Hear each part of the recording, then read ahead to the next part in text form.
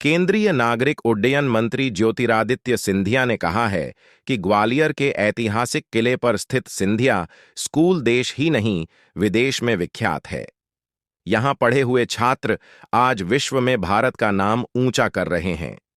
Scindia school के 125वें स्थापना दिवस के मौके पर प्रधानमंत्री नरेंद्र मोदी का ग्वालियर आना ऐतिहासिक क्षण है। यह प्रदेश और ग्वालियर के लिए गर्व की बात है। उन्होंने कहा कि 1897 में महाराज प्रथम के द्वारा इस स्कूल की स्थापना की गई थी। विधानसभा चुनाव को लेकर उन्होंने कहा कि यह अब निरंतर ग्वालियर चंबल संभाग का दौरा करेंगे और भाजपा कार्यकर्ताओं के साथ बैठक में भी शामिल होंगे। उनकी कोशिश है कि प्रदेश में एक बार फिर भारतीय जनता पार्टी की सरकार काबिज हो। कांग्रेस में टिकटों को लेकर मचे घमासान को लेकर उन्होंने कहा कि कांग्रेस की यही संस्कृति रही है। उन्होंने कहा कि ऐसे लोगों के हाथ में सत्ता आती है तो आगे क्या स्थिति बनेगी, इसके बारे में आसानी से समझा जा सकता है। एक सवाल के जवाब में उन्होंने कहा कि वह सिर्फ विकास और प्रगति पर अपना ध्यान केंद्रित रखते हैं। सिंधिया परिवार ने हमेशा ही क्षेत्र के विकास की ओर ध्यान दिया है। वहीं संगठन को मजबूती करना उनकी प्राथमिकता है, जबकि कांग्रेस के इर्द गिर्द नकारात्मक तत्व हमेशा से सक्रिय रहे हैं। सिंधिया ने कहा कि हमें ईश्वर ने जो पृथ्वी पर मानव शरीर के रूप में महत्वपूर्ण समय दिया है, उसका हम सदुपयोग कर लोगों की आशाओं और उनकी आकांक्षाओं पर खरे उतरे, यही उनकी कोशिश है। उन्होंने कहा कि वह फिलहाल चुनाव नहीं लड़ रहे हैं और वह भारतीय जनता पार्टी के साधारण कार्यकर्ता है। पार्टी में चुनाव लड़ना या न लड़ना केंद्रीय नेतृत्व तय करता है। वह तो अपने दल के एक मामूली सिपाही हैं। उन्होंने कांग्रेस के वचन पत्र को लेकर कहा कि लुभावने वादे करने से कुछ हासिल नहीं होता। हमने देखा है कि 15 महीने के शासनकाल में कांग्रेस में किस तरह से अराजकता का माहौल प्रदेश में पैदा हो गया था। इसलिए लुभावने वादे न करके जमीनी स्तर पर जनता के लिए काम करना चाहिए। हमारा सौभाग्य है कि प्रधानमंत्री जी का आगमन हमारे ग्वालियर के केवल नहीं, लेकिन प्रदेश के केवल नहीं, लेकिन देश की अग्रिम और प्राथमिक शिक्षा की संस्था सिंधिया स्कूल का 125वीं वर्षगांठ पर उनका आगमन हो रहा है। हम लोग सब उनके कृतज्ञ हैं कि उन्होंने अपने वास्तव की व्यस्तता में अपना समय निकालकर हमारे संस्था में पधारे और केवल संस्था नहीं, केवल संस्था के हमारे सभी गणमान्य सदस्य केवल नहीं, लेकिन पूर्ण ग्वालियर उत्साहित है उनके स्वागत के लिए। और एक बहुत महत्वपूर्ण समय सिंधिया स्कूल के इतिहास में भी है।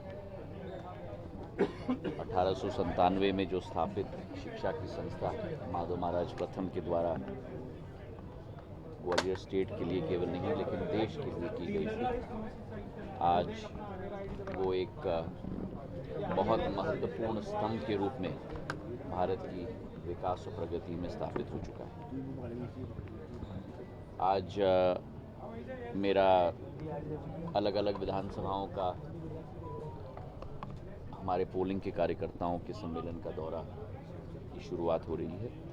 पिछले प्रवास में मैंने भितरवार और चंदेरी का दौरा किया था और अब निरंतर अगले 8-10 दिन में मेरा दौरा है।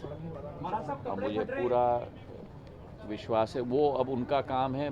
मुझे मालूम है मेरी सोच कांग्रेसियों की नहीं है जो हर चीज़ को पकड़ पकड़ के फाड़े। मेरी यही सोच है कि हमें अपने काम में अपना ध्यान देना होगा।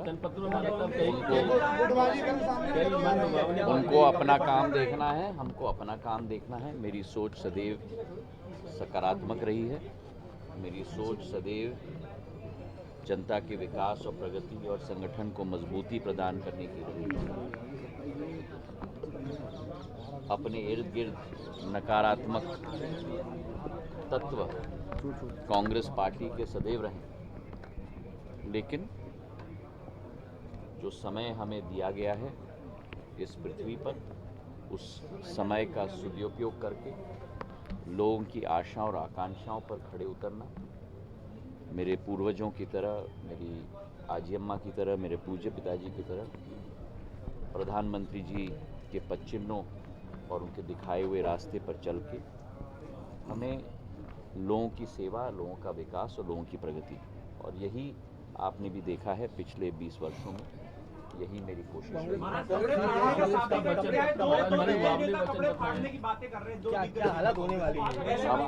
अब आप समझो कि अगर, और ये मैं कोई टीका टिप्पणी के रूप में नहीं, लेकिन अगर दो लोगों के बीच में ही, दिग्गज नेताओं के बीच में इस स्थिति पर चर्चा हो रही है, तो अगर, और मुझे विश्वास है प्रदेश की जनता ये होने नहीं देगी, लेकिन अगर उनके हाथ में शासन आएगी तो जनता का क्या हाल होगा? अगर उन दोनों के बीच में यही हाल है तो जनता का क्या हाल होने वाला है? जनता के लिए 101 वचन दे दिए। और जहाँ तक वचनों की बात है, वो तो एक इतनी गहरी खाई है कांग्रेस की और इन दोनों की, कि वचन की लिस्ट तो बड़ी लंबी होती है पर पूरी एक भी नहीं होती। मैनिफेस्टो बनाना, उसमें अनेक तरीके के मिश्रण, अनेक तरीके के लुभानवी मुद्दों को डालना, ये बहुत आसान है, लेकिन 15 महीनों में जो इन्होंने मध्य प्रदेश का पूरी तरह से चौपट स्थिति कर दी थी, मैं तो मानता हूं कि प्रदेश की जनता इन दोनों को कभी माफ नहीं करेगी और कांग्रेस पार्टी को माफ नहीं करेगी। महाराज, एक आदेश वाले ग्वालियर दक्षिण से आप चुनाव लड़े हैं, इसको लेकर देखिए, मैं भारतीय जनता पार्टी का मैं सामान्य कार्यकर्ता हूँ। ये भारतीय जनता पार्टी की फौज है। जो भारतीय जनता पार्टी की संगठन तय करती है वो हर कार्यकर्ता को उसके आधार पर कार्य करना है। और आप देख ही रहे हैं कि पिछले 3-4 महीनों से, चाहे मुख्यमंत्री जी हों, चाहे प्रदेश अध्यक्ष जी हों, चाहे नरेंद्र सिंह जी हों, चाहे शेजवलकर साहब हों, चाहे प्रदेश का एक एक नेता स्ट्रोक कार्यकर्ता हो, पूर्ण लगन से लगा हुआ है और उसी तारतम्य में हमें उसी रास्ते पे चलकर काम करना है। धन्यवाद। इसके भीतर टिकटों को लेकर लगातार मैं अपनी पार्टी और अपनी प्रदेश की जनता पर मैं ध्यान रखता हूं। अपनी पार्टी की सेवा, प्रदेश की जनता की सेवा, ये मेरी प्राथमिकता है। कांग्रेस में जो हो रहा है वो उन्हें सलामत है। बीजेपी की